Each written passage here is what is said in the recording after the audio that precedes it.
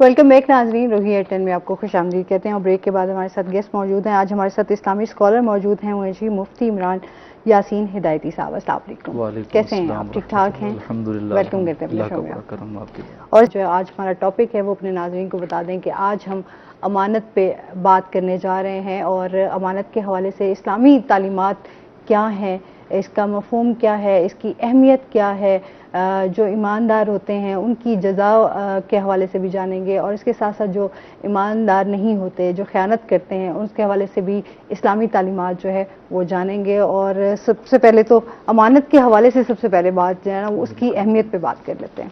بسم اللہ الرحمن الرحیم. اسلام جو ہے وہ ایک کامل اور اکمل دین ہے.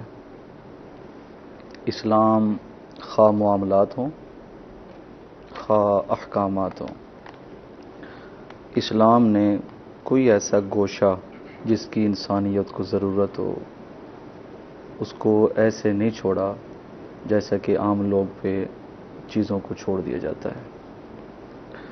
ان ساری خوبیوں میں سے اسلام کی سب سے بڑی خوبی یہ ہے کہ اسلام خود امین ہے اور امانت داروں کو پسند کرتا ہے. بالکل بے شک. ایک لفظ بولتے ہیں، جیسے آج ہمارا ٹاپک ہے امانت. اس کی اہمیت آپ یوں سمجھیں، میرے ناظرین انشاءاللہ اس کو ضرور اپریشیٹ کریں گے کہ امانت اور دیانت یہ دو لفظ ہیں. امانت اور دیانت، امانت کا تعلق ایمان سے ہے اور دیانت کا تعلق دین سے ہے. آسان لفظوں میں یوں سمجھیں کہ امانت ایک شخص کے اندر موجود ہے، وہ شخص اپنے آپ کو صاحب ایمان ہونے کا دعویٰ کرتا ہے، بالکل صاحب ایمان ہے. ایسا شخص جو اپنے آپ کو ایمان کا دعویٰ کروانے میں اور اپنے آپ کو ایماندار سمجھتا ہے لیکن اس کے اندر امانت کی فکر نہیں، تو گویا کہ وہ ایسے ہے ایماندار ہونے کا صرف دعویٰ کر رہا ہے، ایمان کے اندر کامل نہیں ہے. اس کی اہمیت یوں سمجھیے کہ اللہ کے رسول صلی اللہ علیہ وسلم، ان کا اسوہ، ان کی زندگی ہم سب کے لیے اسوہ ہے. جیسا کہ ارشاد باری تعالی ہے سورۃ الاحزاب میں، لقد کان لکم فی رسول اللہ اسوہ. نبی پاک صلی اللہ علیہ وسلم جب بھی کوئی خطبہ ارشاد فرماتے اکثر طور پر نبی کریم علیہ السلام اس خطبہ کے اندر امانت کو ضرور ذکر فرمایا کرتے تھے. بالکل ایسے. نبی پاک صلی اللہ علیہ وسلم کا امانت کو ذکر کرنے کا مفہوم یوں سمجھیں، جب بھی حضور ذکر کرتے تو امانت کو ذکر کرتے. اس لیے مقام پہ فرمایا، یہ حضرت سیدنا انس بن مالک فرماتے ہیں، حضور نے قیامت تک آنے والوں کو بتایا، لا امانت لا ایمان لمن لا امانت لا. فرمایا جو شخص امانت دار نہیں ہے وہ ایماندار نہیں. اتنی بڑی بات کہ نبی کریم علیہ السلام فرماتے ہیں کہ ایمان تب کامل ہوگا جب بندہ صاحب ایمان ہوگا. رسول اللہ صلی اللہ علیہ وسلم کے ہر خطبہ کے اندر یہ چیزیں نظریاتم کے طور پر موجود ہیں. ایمان امن سے مشتق ہے، اور اس وقت افراتفری، دہشت گردی، معاشی بحران، یہ ساری چیزیں اس لیے موجود ہیں، پائی جا رہی ہیں کہ ہمارے اندر امن نہیں ہے، سکون نہیں ہے، اطمینان قلبی نہیں ہے. اس لیے امانت کا جو لفظ ہے یہ نکلا ہے امن سے. آمن یؤمنو، اس کا مطلب یہ ہوتا ہے ایمان. اس کے دو معنی، ایک ہوتا ہے آمینہ سے، ایک ہوتا ہے آمنہ سے. اس کا معنی ہوتا ہے اعتماد، بھروسہ، قابل اعتبار ہونا، اور دوسرے کا مطلب یہ ہوتا ہے سکون. یعنی وہ شخص جس کے اندر امانت ہے، جو امانت دار ہے، وہ سکون سے ہے. اور جو بندہ خائن ہے، امانت دار نہیں ہے، تو سمجھو کہ اس کی زندگی کے اندر سکون نہیں ہے، اطمینان نہیں ہے. یہی وجہ ہے نبی کریم صلی اللہ علیہ وسلم جب کسی صحابی کو کسی مقام پہ بھیجتے، گورنر بنا کے، کسی علاقے کا امیر بنا کے، یا کسی جماعت کا امیر بنا کے، تو نبی کریم علیہ السلام سب سے پہلے اس چیز کی نشاندہی فرماتے کہ فرمایا کہ تم نے اپنی امانت میں خیانت نہیں کرنی، امانت دار ہونا ہے. اس کے متعلق قرآن کریم کے اندر کافی ساری آیات موجود ہیں. مثال کے طور پہ اللہ تبارک و تعالیٰ نے سورہ نساء میں ارشاد فرمایا، ان اللہ یأمرکم ان تؤدوا الامانات الی اہلہا، کہ بے شک اللہ رب العالمین تمہیں حکم دیتا ہے جو امانت دار لوگ ہیں ان کو امانت ان کے اہل تک پہنچاؤ. مطلب کیا ہے، جو اللہ نے تمہیں امین بنایا کسی چیز کا، تو اپنی امانت کا خوب خیال رکھو. کیسے خیال رکھیں؟ پھر اس کی آگے اقسام ہیں، پھر اس کے اوپر آگے مسائل ہیں. جو اتھینٹک اور بہترین بات یہ ہے کہ اللہ کے رسول صلی اللہ علیہ وسلم جب بھی کسی کو پیغام بھیجتے، رسول اللہ کے اسلام کا اعلان کرنے سے پہلے، دین کا اعلان کرنے سے پہلے، بعثت کا اعلان کرنے سے پہلے، نبی کریم علیہ السلام بھی پہلے کے زمانے میں جو افراد تھے وہ حضور علیہ السلام کو خود صادق و امین کہا کرتے تھے. بالکل کوئی شک بھی نہیں ہے. کالر بھی ہمارے ساتھ ہیں. السلام علیکم. وعلیکم السلام. جی وارث ہیں ہمارے ساتھ، کیا کہنا چاہیں گے؟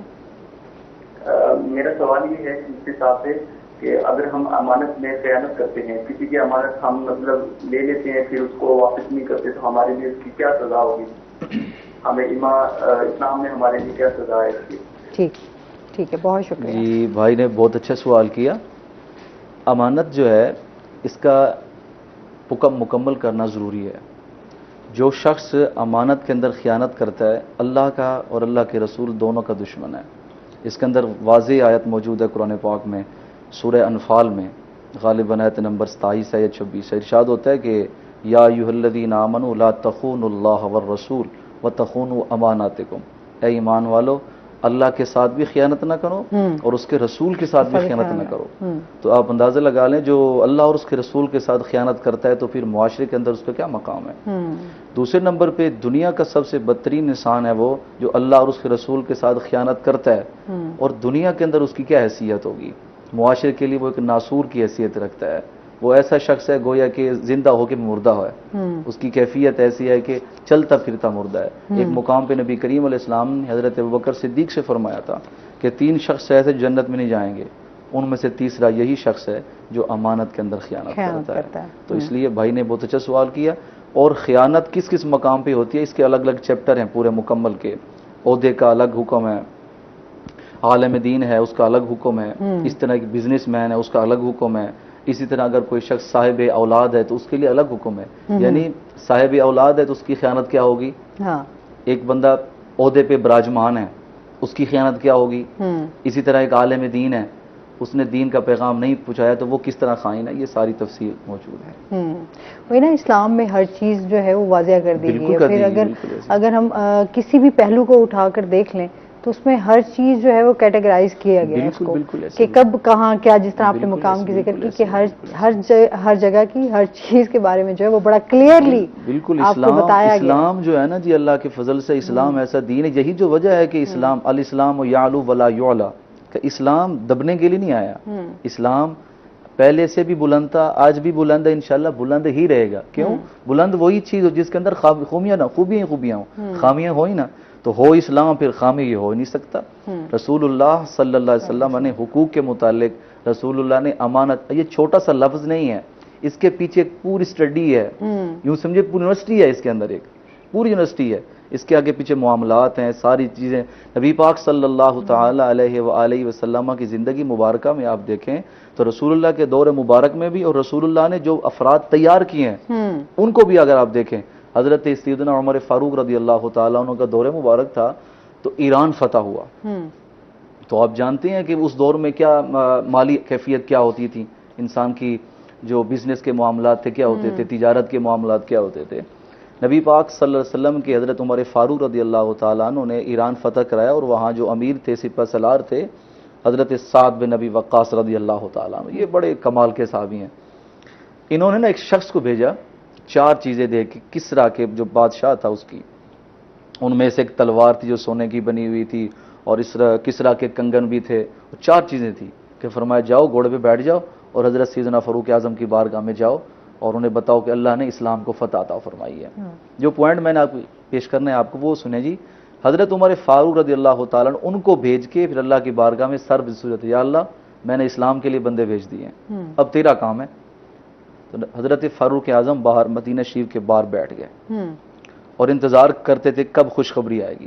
دیکھا کہ ایک گھوڑا تیز رفتار میں آ رہا ہے اور گرد و غبار اڑ رہی ہے. تو آپ نے روکا، یا عبداللہ، اے اللہ کے بندے اب شری مجھے خوشخبری دو، کیا اسلام کو فتح حاصل ہو گئی؟ دیکھیے جی، وہ جو آنے والا تھا وہ حضرت عمر کو نہیں جانتا تھا اور حضرت عمر رضی اللہ تعالیٰ عنہ کو بھی نہیں پتا تھا کہ یہ شخص وہاں سے آ رہا ہے یا کسی اور مقام سے آ رہا ہے. اس نے کہا جی بالکل، میں نے پہلے خوشخبری دینی تھی عمر کو، اب بیچ میں آپ آ گئے تو پہلے آپ کو بتاتا ہوں کہ اللہ نے اسلام کو فتح دے دی. وہ آگے آگے ہے. اسلام کا عدل دیکھیں, اسلام کی مساوات دیکھیں. وہ غلام بیٹھے گھوڑے پہ اور گھوڑا دوڑ رہا ہے, اور حضرت سیدنا فاروق اعظم پیچھے دوڑ رہے ہیں, پیدل جا رہے ہیں, وہ سواری پہ اور یہ پیدل دوڑتے دوڑتے ہیں. جب مدینہ شریف میں داخل ہوئے تو امیر المومنین دوڑ رہے ہیں, تو لوگوں پہ عجیب کیفیت طاری ہو گئی کہ عجیب آدمی ہے, گھوڑے پہ سوار ہے اور اس کو پتہ ہی نہیں ہے حضرت امیر المومنین پیچھے دوڑ رہے ہیں. حضرت فاروق اعظم رضی اللہ تعالیٰ عنہ گروگنا السلام علیکم یا امیر المؤمنین. لوگوں نے جب سلام کیا تب اس کے ذہن میں, یار یہ امیر المؤمنین تو یہ ہے, میں نے تو اس کو بتا دیا ہے, اور میں کتنا جو ہے نا بے ایسا فرد ہوں جو میں عزت نہیں کر سکتا, انسلٹ کر رہا ہوں. حضرت سیدنا فاروق اعظم سے کہتا ہے جی میں اترتا ہوں. فرمایا نہ, اجلس مکانک, اپنی جگہ پہ بیٹھ, ادھر ہی بیٹھ کے اب بتا سب کو کیا ہوا. اس نے ساری ڈیٹیل بتائی. حضرت علی رضی اللہ تعالیٰ عنہ ساتھ کھڑے تھے. فرمایا یا علی انظر الی ھذا, اس بندے کی طرف دیکھو. انظر الی ھذا ابشر ام ملک فی السماء. فرمایا یہ بندہ یا اللہ کا فرشتہ ہے. حضرت علی نے دیکھا سر سے پاؤں تک. اب سر سے لے کے جب پاؤں پہ پہنچے نا جی, پاؤں میں جوتا نہیں تھا, نالین نہیں تھے. اس دور کی بات, اس دور کی جس میں پاؤں میں جوتے نہیں ہوتے تھے. اب دیکھیں ادھر امانت ہے, ادھر سونا ہے, جواہرات ہے اور دوسری ساری چیزیں ہیں, اور کسرا جیسے بادشاہ کی اہم چیزیں ہیں, اور ادھر کیا غربت ہے, افلاس ہے. حضرت سیدنا علی المرتضیٰ نے فرمایا یہ بشر نہیں ہے, لگتا ہے کوئی آسمان کا فرشتہ ہے, کہ اتنی غربت میں بھی اسلام نے اس کو اتنا امانت کا پیغام دیا ہے. بھوک برداشت کر رہا ہے, افلاس برداشت کر رہا ہے, اسلام کی امانت میں خیانت نہیں کر رہا. اور ایک بڑی تاریخی جملہ فرمایا حضرت علی المرتضیٰ نے.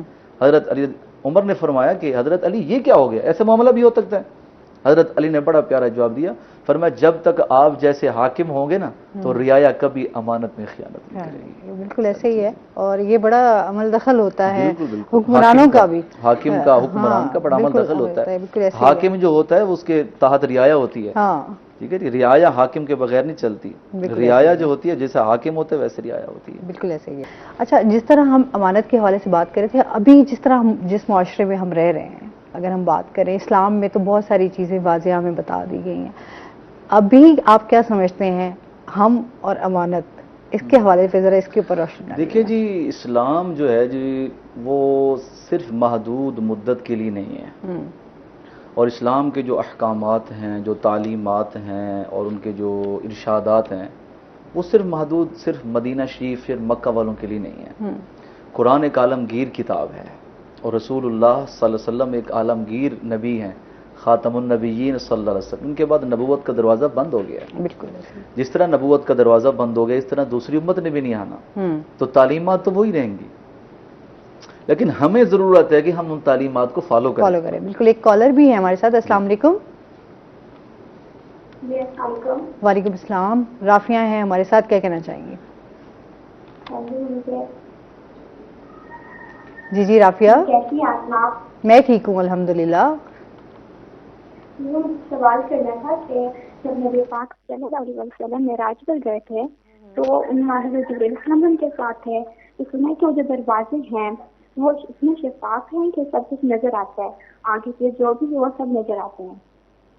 تو یہ انہوں نے کیوں پوچھا تھا جبرائیل سے کہ آپ اکیلے ہیں یا پھر آپ کے ساتھ کوئی ہے؟ تو انہوں نے کہا کہ ہمارے ساتھ نبی پاک صلی اللہ علیہ وسلم ہے. انہوں نے کہا کہ یہ خود نہیں, انہیں بلوائے گئے ہیں. انہوں نے کہا نہیں, یہ اللہ تعالیٰ نے بلایا ہے. انہوں نے کیوں پوچھا تھا کہ یہ خود ہیں یا پھر انہیں بلائے گئے ہیں؟ یہ سوال ہے. اور دوسرا یہ ہے کہ سمجھ نہیں آ رہی پیارے بھائی, پیاری بہن سوال سمجھ نہیں آ رہی آپ کی, کلیئر نہیں ہو رہی. آپ تھوڑا سا آہستہ بولیں اور سوال کو واضح کریں, پھر میں کچھ عرض کروں گا. ایک تو انہوں نے کہا کہ حضور پاک صلی اللہ علیہ وسلم جب معراج پہ تشریف لے کے گئے, یہ تو مجھے سمجھ میں آیا. آگے آپ کیا پوچھ رہی تھی؟ جی میں یہ پوچھتی تھی کہ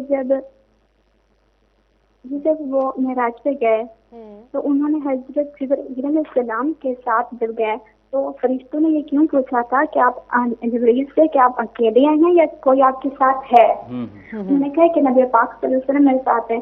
انہوں نے پھر یہ پوچھا کہ یہ خود آئے ہیں یا پھر انہیں بلایا گیا ہے؟ انہوں نے یہ کیوں پوچھا تھا؟ اچھا ماشاءاللہ پیاری بہن, بہت اچھا سوال کیا ہے جی. اگر سے ٹاپک سے ہٹ کے ہے, یہ بہت پیارا سوال ہے ہماری پیاری بہن کا, اللہ آپ کو جزا دے جی. سوال یہ ہے کہ نبی پاک صلی اللہ علیہ وسلم جب شب معراج اللہ کی حضور تشریف لے گئے تھے تو یہ اس کی تفصیل کتابوں میں موجود ہے. جو سوال ہو رہا ہے یہ ہماری بخاری شریف کے اندر موجود ہے کہ نبی پاک, کتاب الصلاۃ کی پہلی حدیث ہے یہ, نبی پاک صلی اللہ تعالی وسلم جب شب معراج اللہ کے حضور جا رہے تھے اور جبریل نبی کریم علیہ السلام کو ساتھ لے کے جا رہے تھے، تو جب وہاں پر پہنچے تو آسمانوں کے دروازے بند تھے، تو دکل باب کیا، دروازہ کھٹکھٹایا، تو دربان نے کہا جی اس کا جواب جو ہے وہ تفصیلاً ہم لے کے، لیکن ابھی ہم نے جانا ہے بریک پہ، ناظرین ہمارے ساتھ رہیے گا۔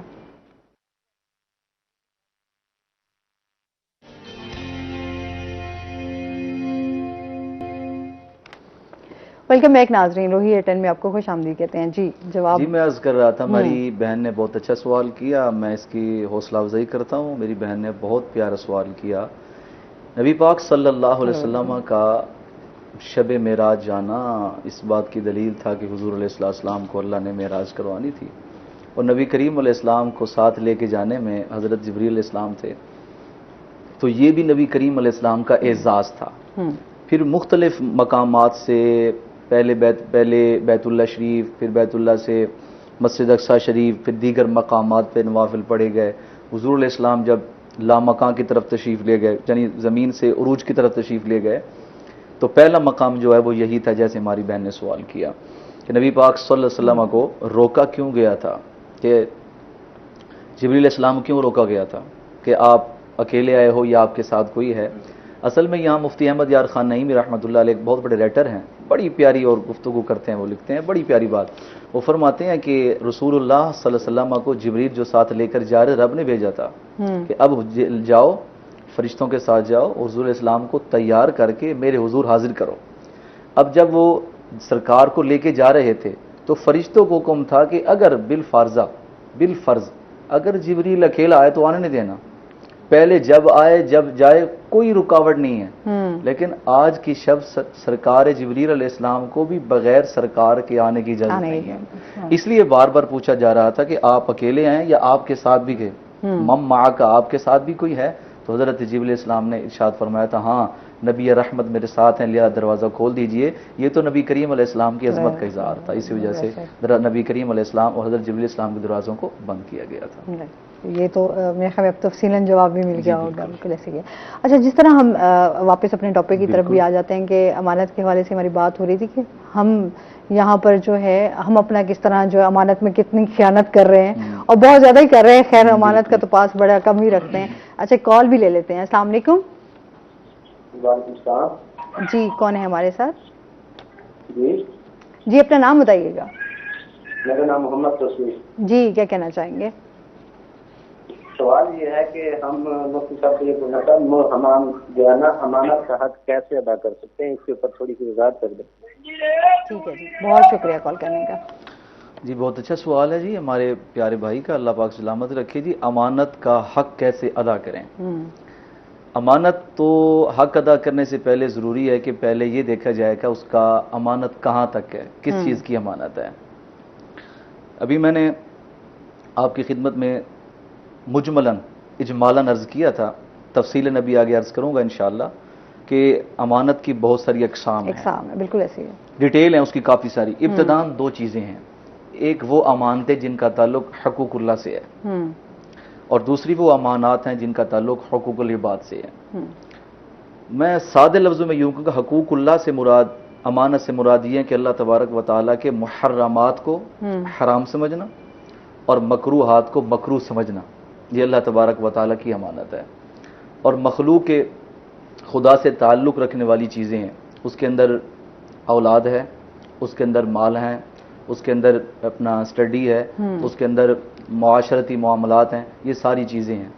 امانت کو پورا کیسے کریں؟ فرمایا جو جس کا مقام ہوگا اسی کے مطابق پورا کریں۔ مثلا آپ اگر والد ہیں، والدہ ہیں، تو آپ کی امانت ہے کہ آپ بچوں کی اچھی تربیت کریں، یہ آپ کی امانت ہے۔ بچے تو آپ سے پوچھا جائے گا کہ آپ نے اپنی امانت کو کہاں تک مکمل کیا، کمپلیٹ کیا۔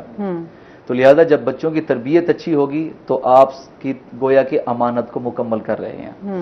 اسی طرح آپ ایک بزنس مین ہیں، آپ کسی عہدے پر فائز ہیں، تو اللہ رب العالمین آپ کو عہدہ دیا ہے، جس عہدے پر آپ بیٹھے ہوئے ہیں اس عہدے کو جائز طریقے پہ استعمال کریں۔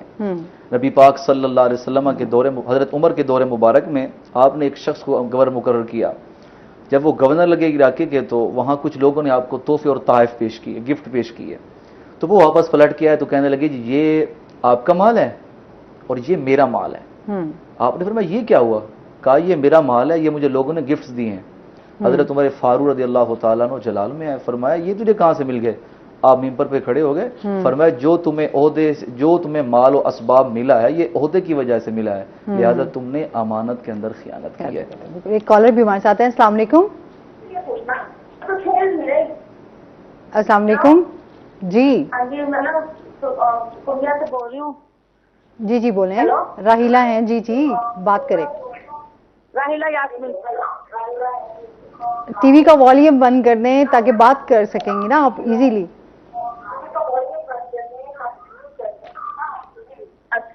میرے میاں کا نا بالکل بھی کام نہیں ہے, میں پورنیہ سے بول رہی ہوں. میرے میاں کا بالکل بھی کام نہیں ہے, میں کام کے لیے سلسلے میں پوچھ رہی ہوں.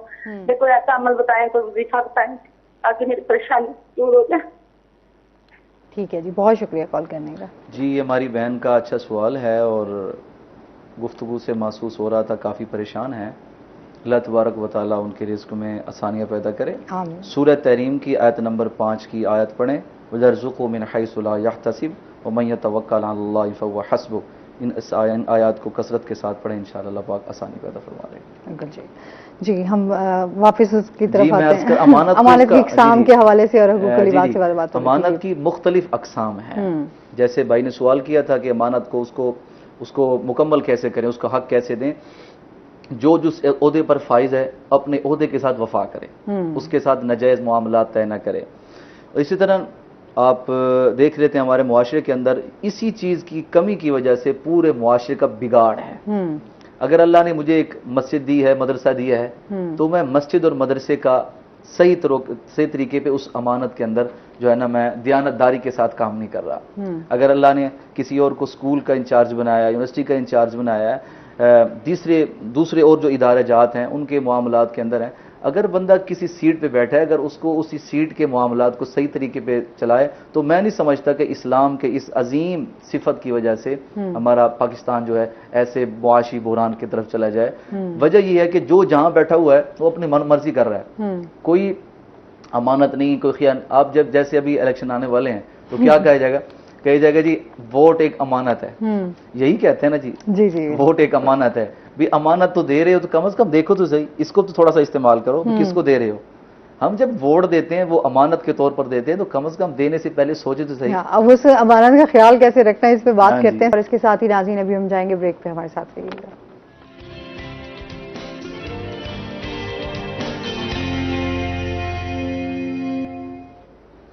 ویلکم بیک ناظرین, روہی 10 میں آپ کو خوش آمدید کہتے ہیں.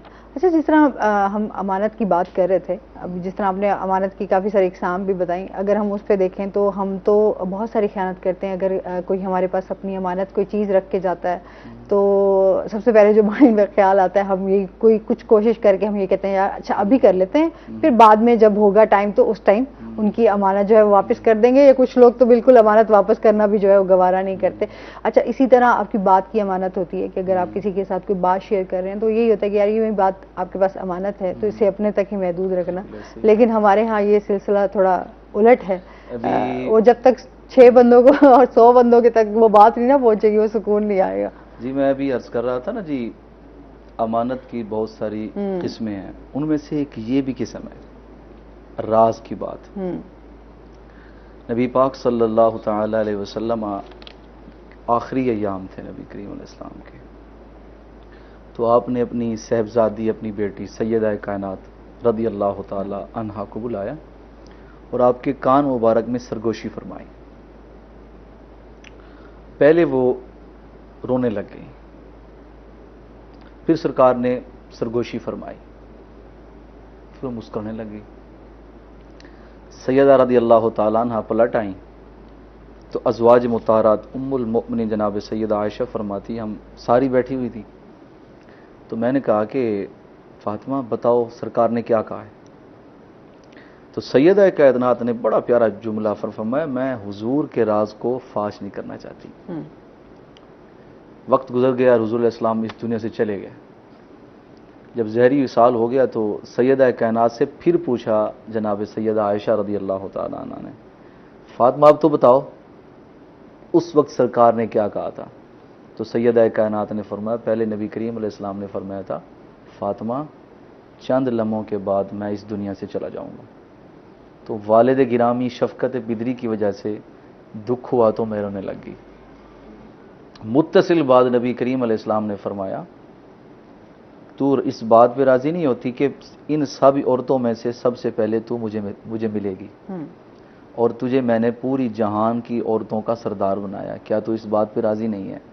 سیدہ کہتی ہیں روئی اس لیے اور تبسم اس لیے فرمایا تو سیدہ کائنات کا ایک عمل ہمارے سامنے آ گیا کہ رسول اللہ کسی نے جو راز کی بات کی ہے وہ بھی ایک امانت ہوتی ہے۔ اس امانت اس طرح ایک المستاشر الاستشار مؤتمن، اس طرح کے الفاظ ہیں حدیث شریف کے کہ نبی کریم علیہ السلام فرماتے ہیں مشورہ بھی امانت ہے۔ حتیٰ کہ سیدنا علی المرتضیٰ بیٹھے تھے، ایک شخص آ گیا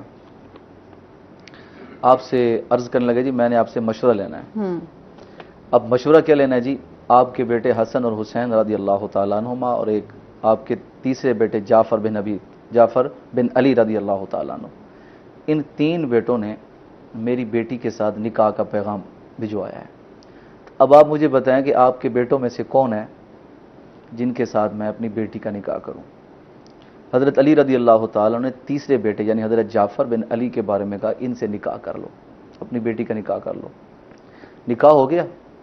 حضرت امام حسن و حسین رضی اللہ تعالیٰ عنہما کو علم ہوا کہ ابا جان سے مشورہ لیا تھا تو میرا کیوں نکاح، ان کا کیوں نکاح؟ تو حضرت علی رضی اللہ تعالیٰ نے فرمایا کہ اس نے مجھ سے مشورہ لیا تھا، اور مشورہ ایک مومن کا دوسرے مومن کے لیے امانت ہوتی ہے، اور امانت کے اندر میں خیانت نہیں کرنا چاہتا تھا۔ اسی طرح پس پردہ اگر کوئی بیٹھا ہے، اولاد ہے، بیوی ہے، بیوی کی امانت ہے، بیوی اپنے شوہر کی امانت ہے۔ رسول اللہ صلی اللہ علیہ وسلم نے فرمایا کہ جب شخص جہاد کے لیے جاتا ہے تو اس کی جو بیوی ہے اس کی عزت نفس جو ہے اس کی امانت ہے اپنے شوہر کی۔ اسی طرح مرد جو ہے جب اپنے گھر سے باہر نکلتا ہے تو اپنی بیوی کی امانت ہوتا ہے۔ اس طرح اولاد جو ہے اپنے والدین کی امانت ہوتی ہے۔ اس طرح علم جو ہے وہ اپنے عمل کے حساب سے اس کی امانت ہوتی ہے۔ یہ ساری چیزیں ہیں، اس کی پوری ڈیٹیل ہے، پوری تفصیل موجود ہے۔ رسول اللہ صلی اللہ علیہ وسلم جب اعلان نبوت فرمایا نبی کریم علیہ السلام نے تو کفار اور مشرکین کا یہ دورہ تھا۔ اس وقت بدترین معاشی حالات تھے اور بدترین دہشت گردی تھی، کفر و شرک کا عالم تھا۔ تو نبی کریم صلی اللہ علیہ وسلم اس دور میں بھی سرکار کو صادق الامین کا لقب دیا گیا تھا۔